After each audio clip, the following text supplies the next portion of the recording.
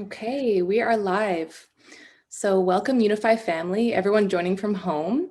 We are live today with Dr. Beth McDougall. Thank you so much for being with us today, Dr. Beth. It's such an honor. Yeah, my pleasure. Thank you. So I'll just start with introducing Dr. Beth, and then we'll dive right into the conversation. So Dr. Beth has been in medical practice for 23 years and has her own clinic in Mill Valley, California.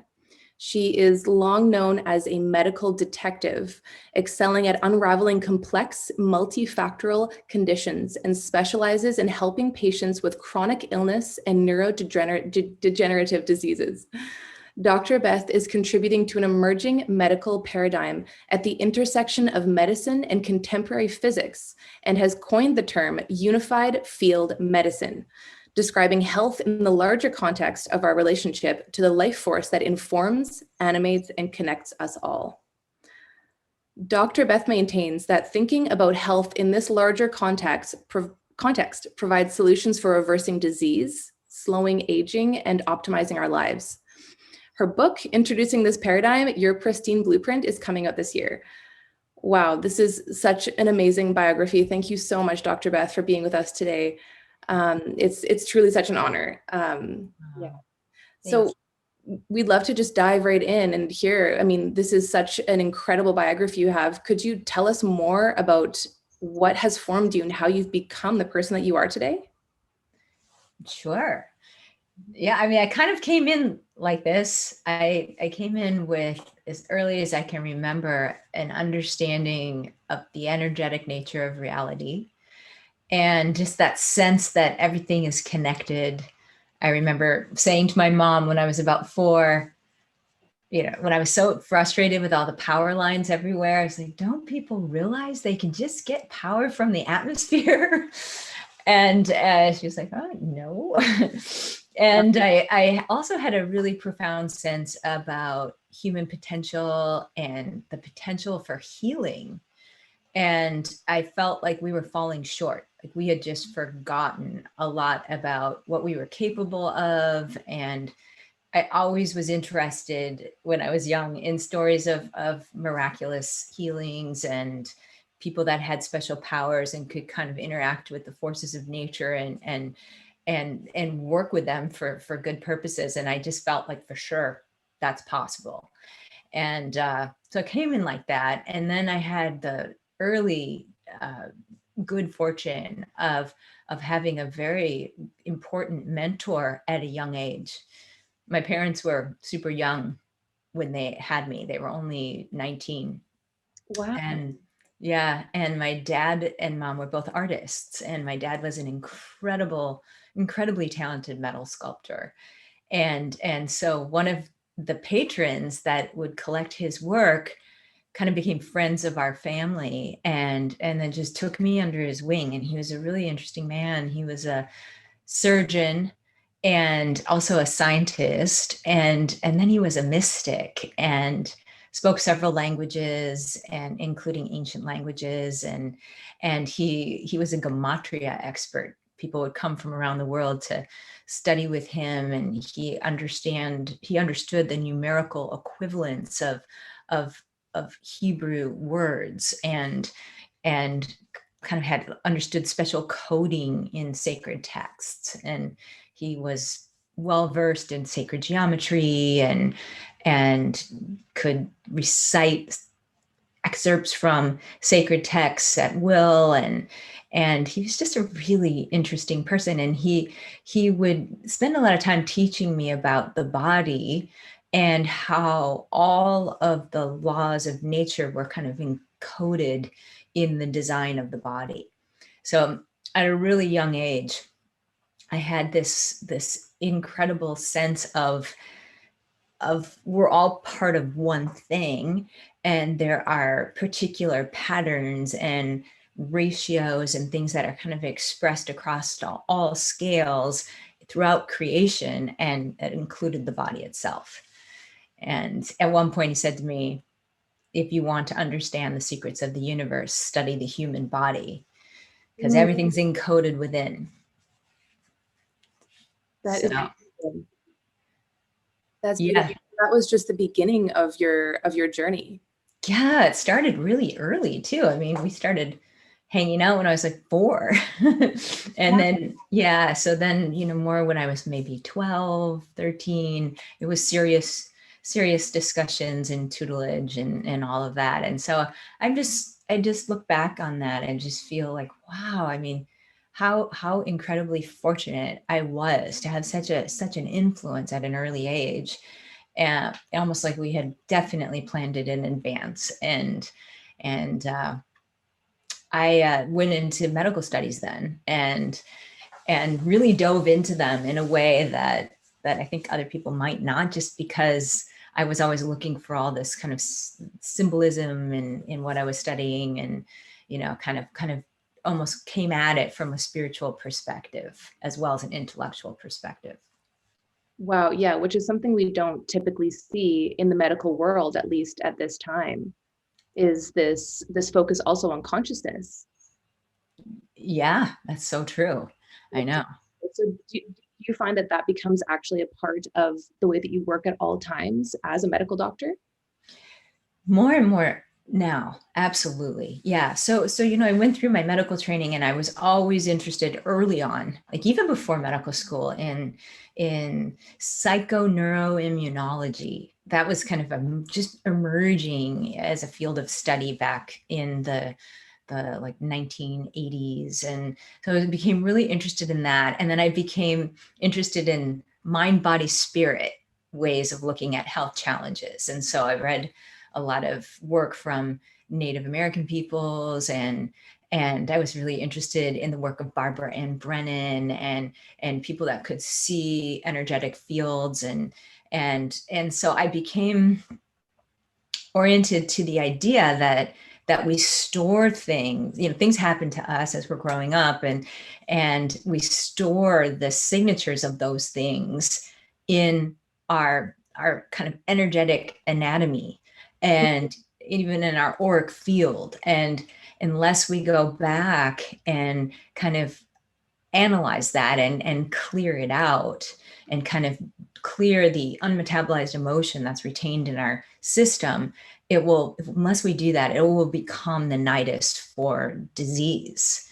And so I was really oriented to that early on. And then I went into medical school, and of course, you dive deeply into the sciences, and then you get out and you have to kind of like start working with people. And so I found myself in the beginning of my career, which started in 1998, focused a little bit more on a biochemical level. Certainly, I was really interested in orthomolecular medicine, which is what was a term at that time, which was where I was interested in looking at ways to affect changes in biochemical pathways in the body using things that are native to the human body. So like vitamins and minerals and amino acids and essential fatty acids and things like that. And so but it was still kind of on more of a physical level.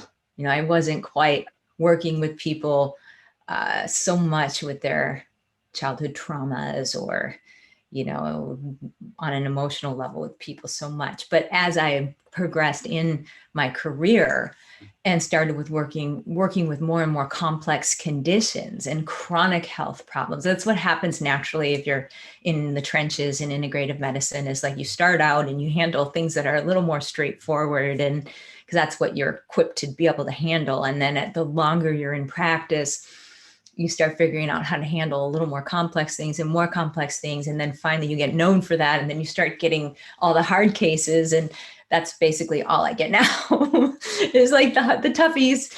But I love a challenge. So I enjoy it so much. And, but you realize at a certain point that you cannot help someone with a difficult health challenge unless you're addressing all levels of their being.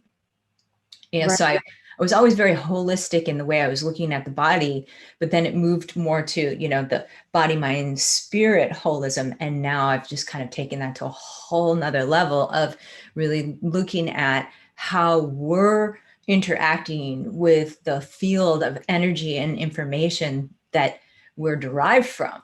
that we exist within and that exists within us. Like, what is our interaction with that field?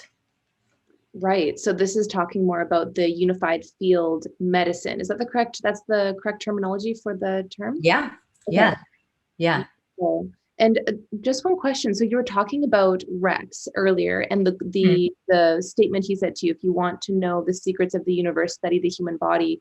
And then everything that you're talking about right now, do you feel like what Rex had said to you at that time is the kind of what you're living out now with all the different layers of the body and even the auric field and all of that? Or was it something more physical that he was talking about? Oh, so it's all of it. And what's so cool is as I was working with patients and realizing, there has to be something more here. I have to be constantly searching for deeper ways of looking at their health challenge and ways to unravel it. And then so then I really started studying physics. I kind of came to a point where, this is hard to describe, but it was like, I thought, instead of just focusing on healing something, I want to focus on the nature of reality and how matter forms in the first place. And so it's almost like the creation of matter. And so I got into studying physics, and as I would study something that would feel like was a truth, I it would immediately resonate with something that Rex had taught me as a youth.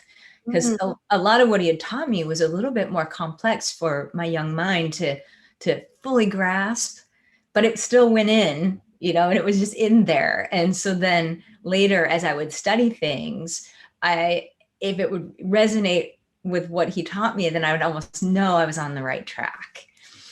Wow, very And it was almost like there was like a plumb line of truth, and then all of a sudden I'd learn something, it would resonate with that.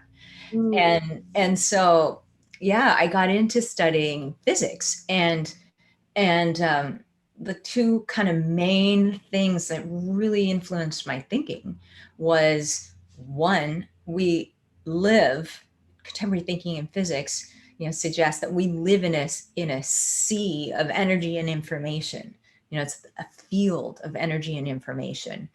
And we everything in creation kind of emerges out of that field as a unique expression, but is inseparable from the field itself. And so that whole kind of spiritual concept of like, we're all connected, is real. We're all part of one thing. And so that was a huge concept that influenced my thinking. And then another one that was like a eureka moment was this concept that matter is not static. It's forming and annihilating trillions of times a second. And now I've come to think of it as almost like expanding into physical form, collapsing down to the quantum level, expanding, collapsing. But there's this reforming situation happening trillions of times a second. And so how is that?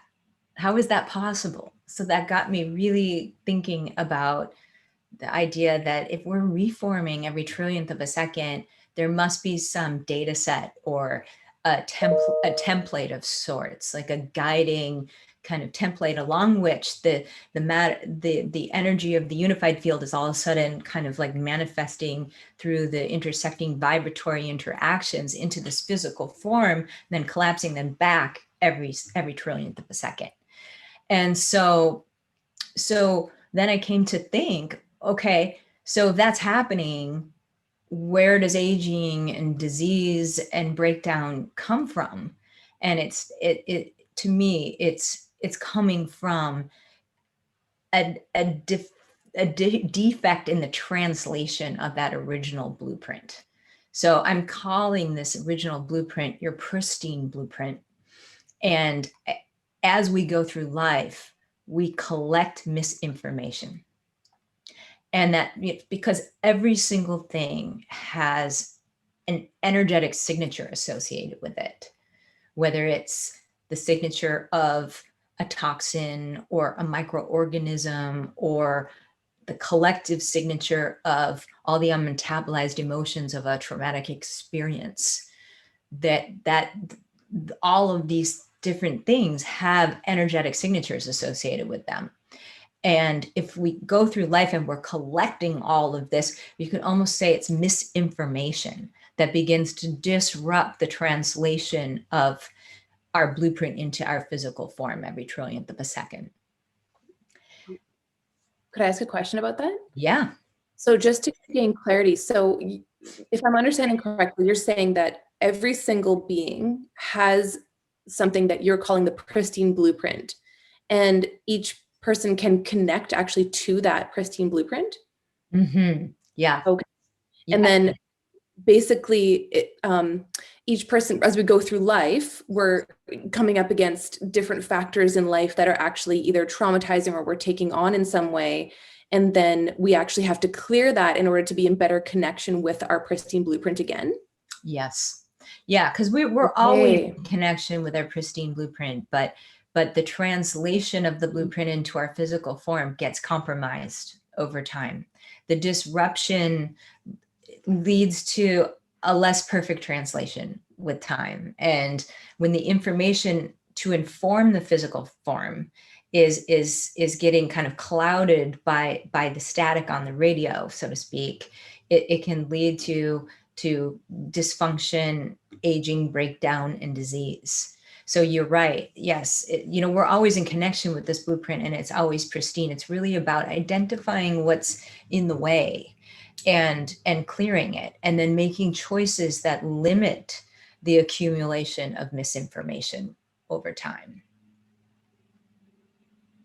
Okay, amazing. And so the pristine blueprint and unified field medicine, are those kind of, do they go together basically as one thing, or are they two separate things?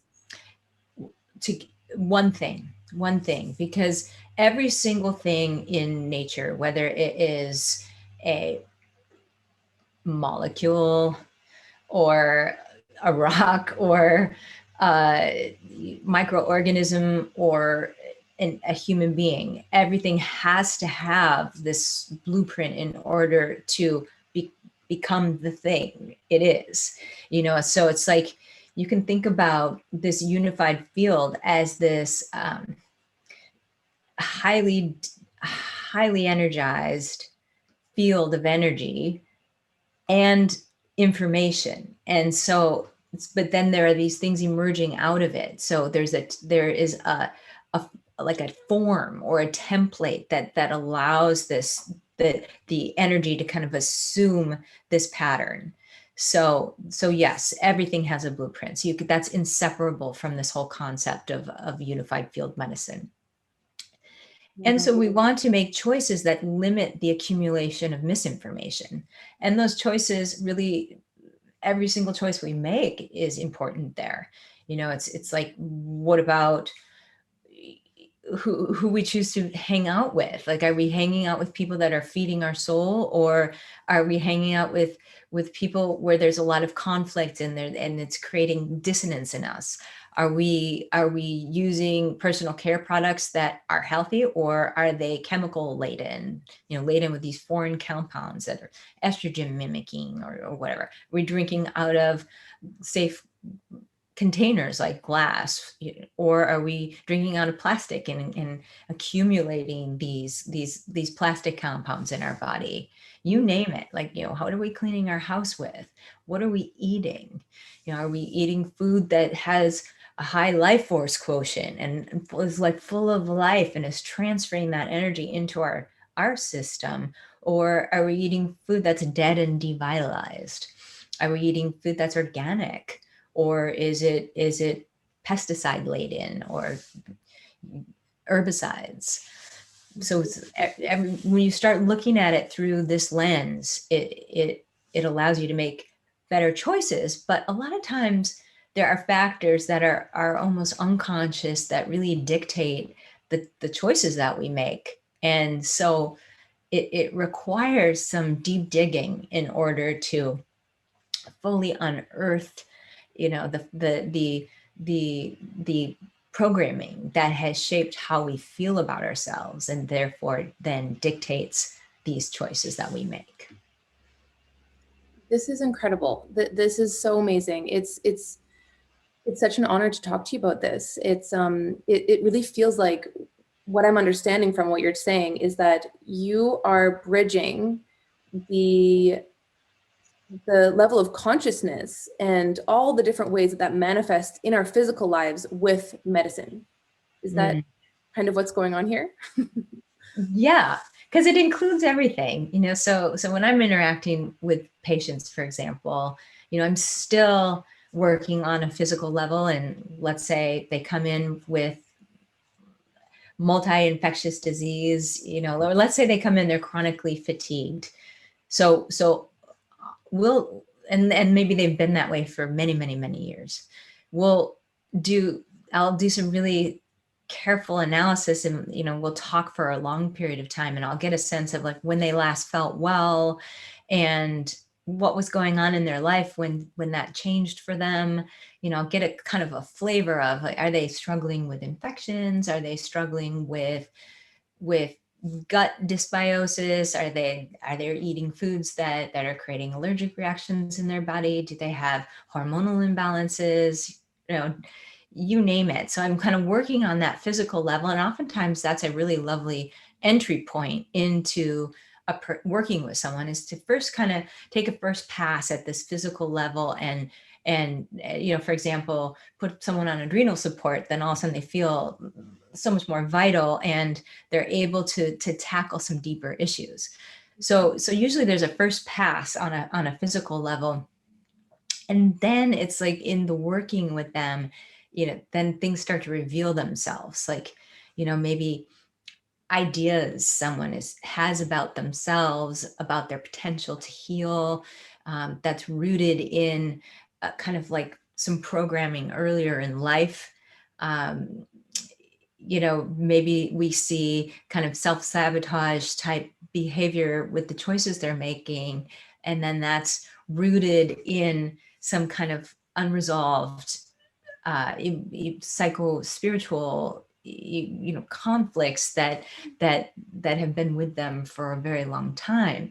And so you know, so somehow my role with people is to sometimes shed some, to try to shed some light on that, and just hold space for them to come to their own realizations about what's really controlling them. You know, there's a lot of times we think we know who we are, but we don't really, we know kind of who we've been programmed to be. And so it's really takes some deep work to kind of like parse out, like, you know, why we think the way we do about ourselves, and then, you know, kind of like tune in to these ideas that we hold, and then really ask, like, is this, where did this come from? You know, where did I learn this about myself? Is that something that is serving me? Is it something that I really agree with, or is it something I'd rather let go of? You know, so there's this, like, then working with someone, I can't do that for somebody, but I can like hold space for them to do this kind of deep work on their own. And so then, you know, in the structure of a medical practice where you have like, I do see people for a lot longer than, let's say, if they were going to an HMO or something. I see people for 1 or 2 hours initially, and then future appointments are usually 45 minutes, half an hour, and we can get a lot done in that amount of time. Okay, but I wrote this book that's going to come out in September, because I really want people to kind of like be able to do the work on their own. Because it's like no one else can do this type of work for them. So the book is laying out my concepts about what's determining health and disease, and it's kind of laying out new thinking in physics, and this whole blueprint concept, and what gets in the way of the perfect translation. And then we're breaking it down into kind of the energetic body and how we can hold residues of past traumas in our energetic system, and how someone can begin to unearth that and become conscious of what's there, so they can kind of clear the lenses that are clouding how they see the world, and those lenses that are kind of influencing perceptions about people and situations and reality, and projections on to other people's situations and life. And so that's, that's kind of I think really fundamental to unraveling chronic health conditions, is to really do deep work on that level. And it's fundamental not only to kind of achieving optimal health, but really fundamental to creating the life that you want to live. So kind of moving into the driver's seat and moving into consciously creating the life that you want to live, instead of unconsciously creating life that you don't want to live. And so there's that. And then there's a chapter on our thinking, and kind of what programs our thinking, and why we think the way we do, particularly about ourselves, because I think that's so critical with respect to health. You really want to understand, what has influenced how you feel about yourself, because that's going to influence the choices that you make. Mm-hmm. And then we talk about a chapter on food, because it's such an important part of being a human being, and has such profound influence on our health. And again, everything we just talked about really influences the choices we're making with what we choose to ingest. And then I have a chapter on water, because that's, I don't know if everyone realizes, which water is one of my favorite topics of all time, but we're 99% water by number of molecules in the body. And Wow.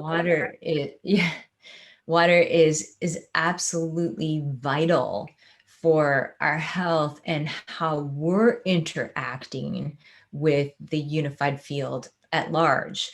It's almost like a interface, let's say, because water is so pervasive in the body. There's almost not a place in the body where water doesn't exist. And it's wrapping around our molecules, and it's wrapping around our DNA. It's influencing gene expression. It's influencing protein function. It's influencing body-wide coordinated communication. It's orchestrating the coordination of all of our biochemical reactions. We have 37 trillion cells and billions of chemical reactions happening in each cell every second. So in a coordinated manner. So there's this body-wide communication that needs to be happening, and water is incredibly instrumental in that. And there's a chapter on relationships, and our relationship to other people, to ourselves, to the field at large. And then I'm also having a chapter on technologies and emerging technologies that can really help to transmute the dissonance, these energetic signatures or misinformation that's disrupting the perfect translation of our blueprint. This is so incredible, Dr. Beth. This is amazing. It's really incredible, because it feels like you're really offering a holistic solution, not only from a medical perspective as a doctor, but also for individuals to be able to empower themselves with all the knowledge and information that you have accumulated yourself through working with people over the years, and seeing these different patterns, and finally, coming to such a place where you're able to actually help other people become self-responsible in their own health. Thank you. Yeah, that's what I want. I really want that, because in the end, it boils down to us. You can get support and get services, and people can help you with your diagnoses or provide some tools, but fully unraveling a health condition requires this deep work that no one else can do for you. Mhm.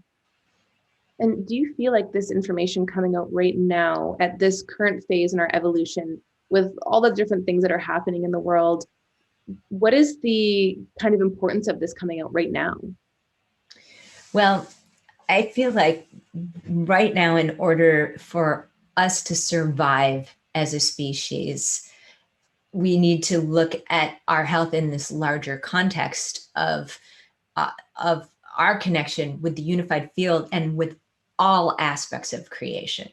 So it's you know that old saying, like, you know, that a person is only as healthy as the most unfortunate among us, or however that saying goes. You know, it is so true. It's like we are inseparable from the polluted waters, and we're inseparable from the air, and our microbiome of the earth that's being destroyed by glyphosate and by tilling and industrial farming practices is what informs our microbiome. And you know, and our microbiome is really influencing the expression of who we are as individuals, and determining health and disease in a big way. And it's like, we can't be healthy if we are stepping over homeless people in the street, and there's just not, that is not possible. You know, and it's a time where, if we're going to make it on this planet, you know, we're very close to a tipping point past which we will not recover. We have got to evolve. We have got to raise our consciousness and embrace this truth that we are all part of one grand thing. You know, and that was what was so evident to me as a child, and what was really driven home by my early childhood mentor is, you know, there are these similar patterns that are repeated throughout nature, and you know, from the quantum scale all the way up to the astrological scale, and it's because it's all one thing. You know, it's all one thing. And so we have got to get this, and we have to get it now. And the good news is that it's happening. And there are some major things coming in the near horizon that's going to kind of shift people's thinking in mass. And one of these things is my dear friend, Nissim Harriman, who is an incredibly gifted physicist and has written a bunch of papers, and the last 4 of which have been published in very prestigious peer-reviewed journals. He has now he is just about to publish, I think, a landmark paper that is going to change our understanding about the nature of reality forever, and really will change how we view our part in this universe, and our part in nature. And you know, what he's describing in just simplistic terms, from my perspective, is just that gravity, electricity, magnetism, weak force, strong force, this is all one thing, just different manifestations of one thing, this kind of potent energy that's inherent in the field of which we are a part of. And he has written the math that is describing these relationships across all, that is repeating across all scales. And the day his paper comes out, it's almost going to be formulaic, in a sense, where someone with an understanding of physics and engineering is going to be able to really create technologies that interact with the forces of nature, as I knew was possible at an early age. So stay tuned for some huge shifts in the paradigm. Basically, we're right at the kind of like this tipping point. And you know, I've talked about points in our evolution that are really inflection points, and where there's this kind of new understanding that influences kind of technology and our understanding about the nature of reality. And we had most recently the analog to digital revolution, and we can barely remember life without cell phones and computers and all the things that that are so natural for us today. Well, we're right on the cusp of an incredible paradigm shift, and we're going to move from dissonant technologies, Mm. and this kind of paradigm of thinking of every aspect of creation as separate and disconnected and distinct. We're going to move to resonant technologies and this full appreciation for the kind of grand design of the universe, and the knowing that we are all part of one thing. This is incredible. This is so incredible. So, wow. Um, this is so exciting for the world, for humanity, for all of us. Yeah, it is. It sounds like would you say that this is actually a shift in consciousness It that is. will therefore precipitate all these different shifts that will also manifest on the physical plane um, through these technologies and the way that we actually relate to the unified field into our own pristine blueprint? Absolutely. Yeah, the shift in consciousness is really where it's at. I mean, previously we had this kind of reductionist way of looking at the world, and on a personal level we were very egocentric, and now I think the shift is moving to this like I said, taking holism to a whole new level, kind of like it's like realizing that we are just inseparable from this field of energy and information, and how we interact with that field is really going to determine our health.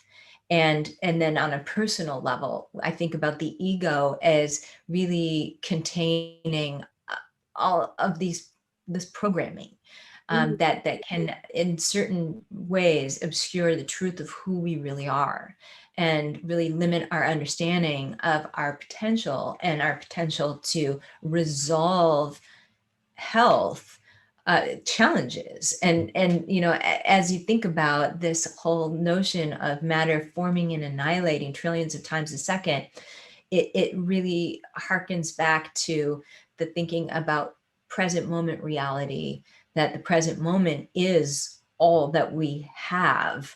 And then the next trillionth of a second, we have that present moment, and then we have that present moment. And each moment we have an opportunity. We have an opportunity to reform into a more perfect version of ourselves, and to transmute what's in the way of the expression of that. So it I think it's just like, we have these bumpers in our understanding that just like limits our ability to see what's possible, and that those bumpers come from our programming. And so it's time to shatter those. And we need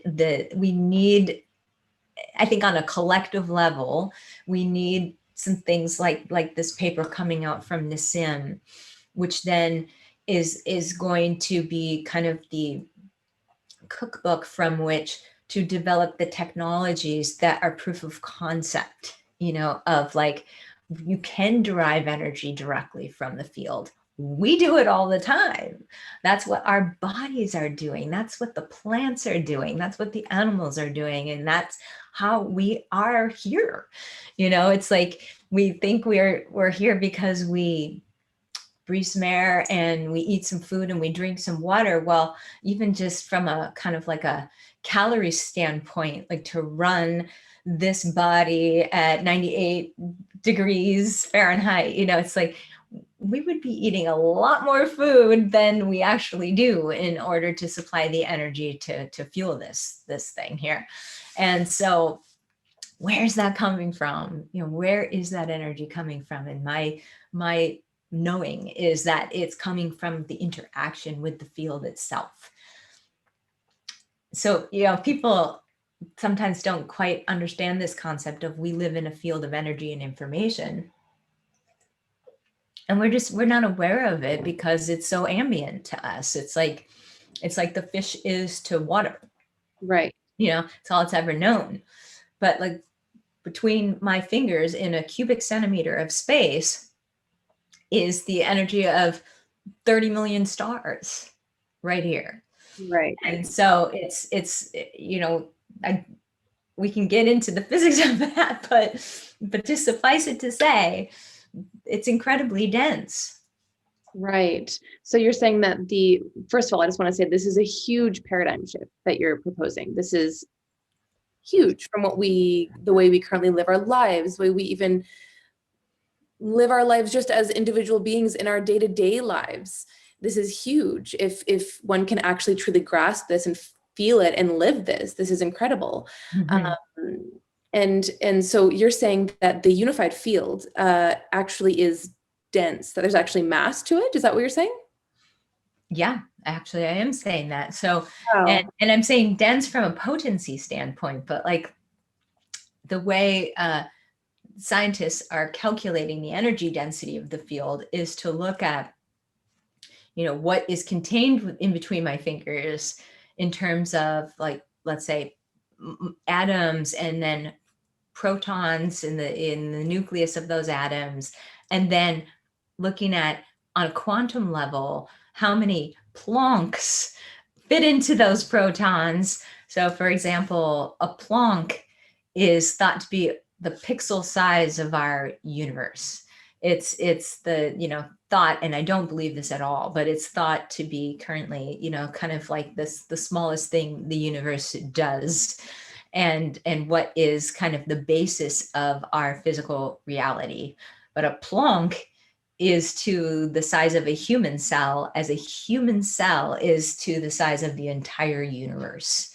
And so you look at how many Plancks are fitting in the protons of every atom in between my fingers here, and that's how they're calculating the energy density of they call it the vacuum, which implies that it's empty, but it is far from empty, because it's just so incredibly dense. And so when you're measuring the Planck density there, you are measuring it in mass, and it's a mind bender, but it's about as massive as the entire universe right there. And then if you're converting that in Einstein's equation, E equals mc squared, you're coming up with the energy density of the vacuum. And that is the density, the dense nature of this field that we are emerging from. There's no shortage of energy, which also, in terms of like evolution of our consciousness, it really has the potential to eliminate scarcity thinking, because it's infinite, the energy density of this field that we're a part of and that we're derived from. So when we understand and really learn how to interact with the field in an intentional way and harness energy for our needs, we'll be able to harness energy for healing, harness energy to fuel our homes, harness energy to fuel our transportation. So it's really about the shift of understanding this field and then learning how to interact with it. Right. This is kind of making me think about over the last few years, some people have been very into something called the law of attraction. And what you're saying is, it feels to me like the true law of attraction, and that there's this interaction that we have with the field, and that we are actually able to harness that through clearing the different blockages and really creating a relationship with this pristine blueprint, the unified field, and that this is actually, and what you were saying about this forming and annihilating, I can't even remember exactly what you said, but it offers this sense of infinite possibility and infinite potential. Yeah. It's incredible. Yes, I agree. And that whole kind of law of attraction, I think is really, really required. If we want to use that to our advantage, we need to do the deep work that influences what we're attracting in. You know, we need to do the deep work so that we're attracting in what we actually want, and not what we are programmed to, you know, on a deep level to think we deserve. Right. And so that is, if I'm understanding correctly, what the Pristine Blueprint is all about. So it's about getting in touch with that part of ourselves that was never programmed, essentially. Yeah. Yeah. Okay. Our true nature. Mm-hmm. Beautiful. Wow. And Dr. Beth, with everything you've been talking about, where do you see the world in 5 or 10 years? Do you see all this great shift taking place and all these technologies that you've been speaking about, and just this whole consciousness shift as well? When do you see this kind of taking place? Ah, that is a fun question. Thank you for asking that. Um, you know, Nikola Tesla said, when the world begins to study non-physical phenomena, we will see more change in 1 decade than in all the previous centuries combined. And I believe this is the decade. This is we're just on the cusp of it right now.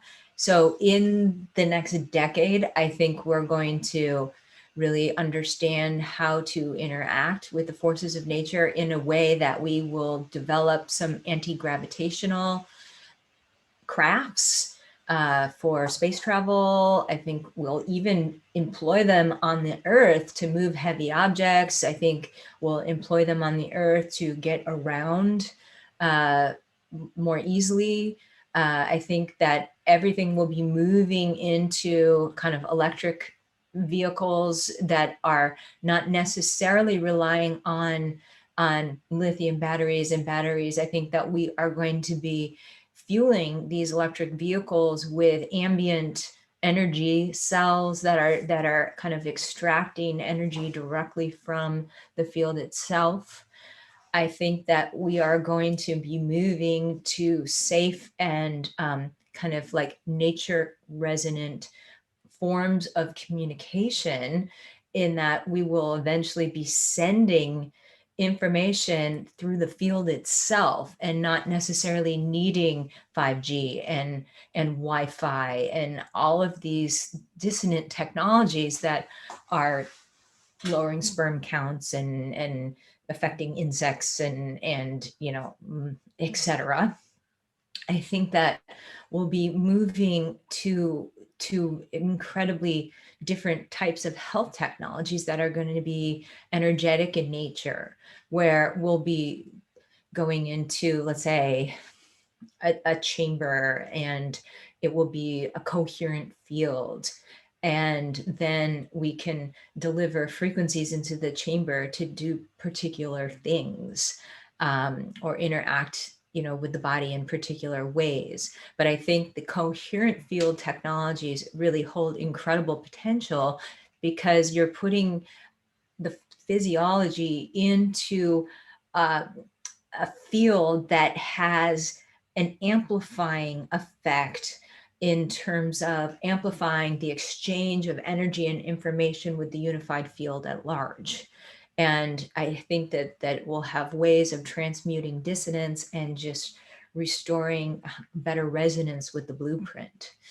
I think we're moving into a time where we're going to be growing plants very differently, and moving into regenerative agriculture at large scales, um, structuring water that reduces water needs for plants, delivering nutrients via information signatures to plants. Um, I think that we're going to do a lot more focusing on soil. I think that we are going to understand the mycorrhizome network, the microbiome of the soil, as being an absolutely indispensable, you know, part of health for everything on Earth. Um, I think that we're going to have different ways of extracting minerals from the earth that are resonant.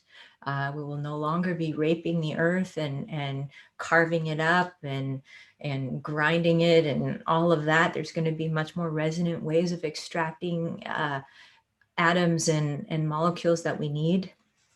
So stay tuned for changes in every single sphere of our lives, how we power our homes, grow our food, move about the planet, etc. And I think one of the things that we're going to see is when we have anti-gravitational crafts and we're moving about the earth differently, it's almost like borders won't have as much relevance.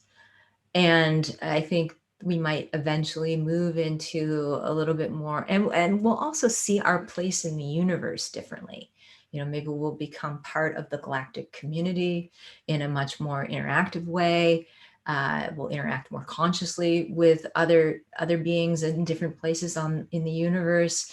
And then it won't make as much sense to have as much conflict on the earth, you know, from countries to countries, or, you know, groups of people against other groups of people, because there's no scarcity.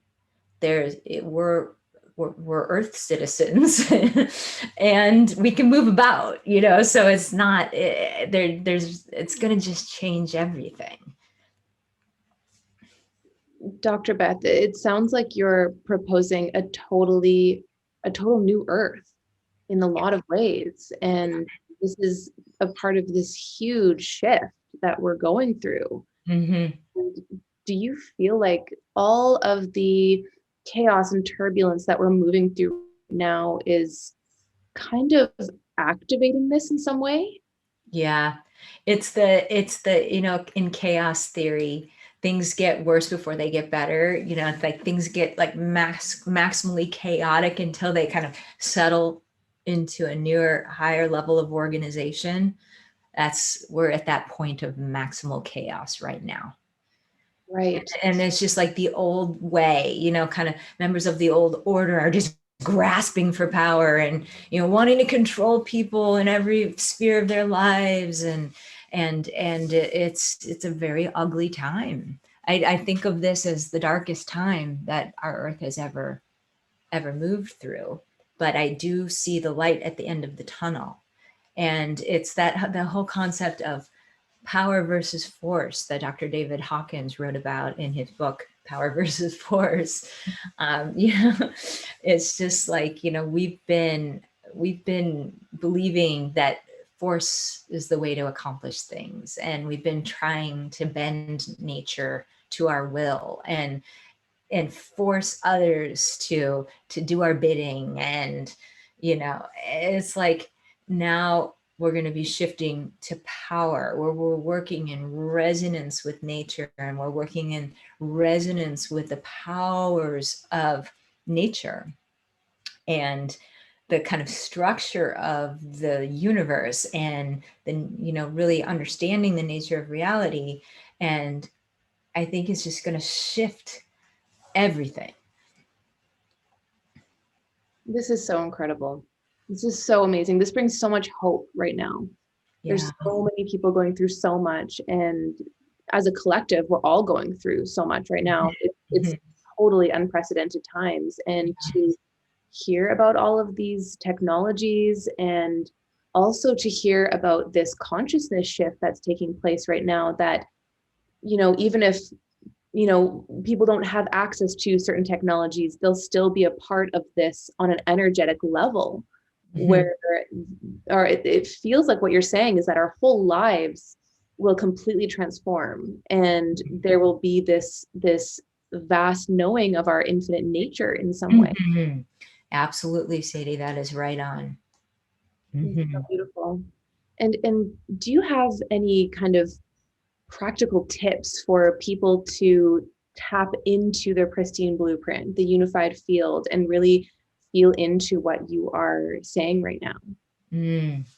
Yeah, I'd say one tangible practical tip is to just develop a meditative practice. I think it's essential. I really don't know how someone can live a healthy life without that. because it gives opportunity to tune in, to kind of become aware of your unique vibration, your unique color, sound, like, you know, feeling of who you are. And that spending time in that space allows us to become aware of who we are not, you know, because so much of who we think we are is really, like I was saying, that programming and the, you know, kind of like these cloudy lenses from all of those retained traumas and you know, unresolved, kind of unmetabolized emotions that really kind of color the way we see the world, and, you know, create those, like, those blinders. And so in meditation, if you can develop a practice where you're tuning in and you can kind of become aware of, like, okay, this is me, but this isn't, you know, and it's just that it allows you, it kind of highlights what is there that's running the show that is no longer serving you. And so that you can then consciously choose to let it go, understand what it's there to teach you, and let it go. And that, I don't know how that can be done without tuning in. And so if you were to do just one thing, it's develop a meditative practice and spend time in a body-centered, kind of like orc field centered practice. And with time, you will really begin to know your true nature. That's so beautiful. Yeah. And so often we hear that it's hard for people to develop a meditation practice because they can't stop their thoughts. And so Mhm. therefore don't meditate. Is Yeah. it essential to actually stop our thoughts, or is it more about becoming aware of the thoughts and being able to tap in that way? Yeah, it's rare to be able to stop the thoughts. They're almost always there. And you might in your life be fortunate if you have a moment or two without thinking. If you do, it's pretty fleeting. But they're there, and it's just becoming aware of them. And then there are people that just really find it hard to settle down. And in those cases, I would suggest go exercise really hard and then try to meditate. So you're kind of getting your energy out. When for a lot of people, exercise is a meditative practice, kind of gets them into the breathing and just they become more embodied. And then I think you can move more easily into a meditative practice after that. Mm, thank you so much. Mm-hmm. Yeah, thank you so much. This has been so, so beautiful. And I feel like we'll also be doing probably a series of these where we get to dive into, I mean, you've mentioned so many different topics today, and we've only really started just brushing the surface of all of the beautiful things you've been talking about. I feel like we need to do a series where we can dive into all these different things, even just simple things like food, and really allow that to kind of come to life in a deeper way. Would you be open to that, Dr. Beth? I would love it. Awesome. That would be fun. Great. Yeah. Great. Okay. We'd love to do that. That would be such a great thing to do. Um, just to mention to the audience, we've linked all of the different ways that you can follow Dr. Beth on social media. And there's also her website there. And then there's also a link to join her wellness community, where there's new information on new technologies and courses. And the upcoming book will also be featured there. And so that's coming out pretty soon, actually, probably in September, I think, right, Dr. Beth? Yeah. Mm-hmm. Wow, very exciting. Yeah. I know it's been a long time coming, but I'm glad it's just about ready to come out. Great. We're so excited. Thank you so, so much. And we really look forward to the next time we get to do this together. Me too. It was my pleasure, Sadie. Thank you so much for having me on. Awesome. Well, have a beautiful rest of your day, Dr. Beth. Thanks. You too. Bye. Bye.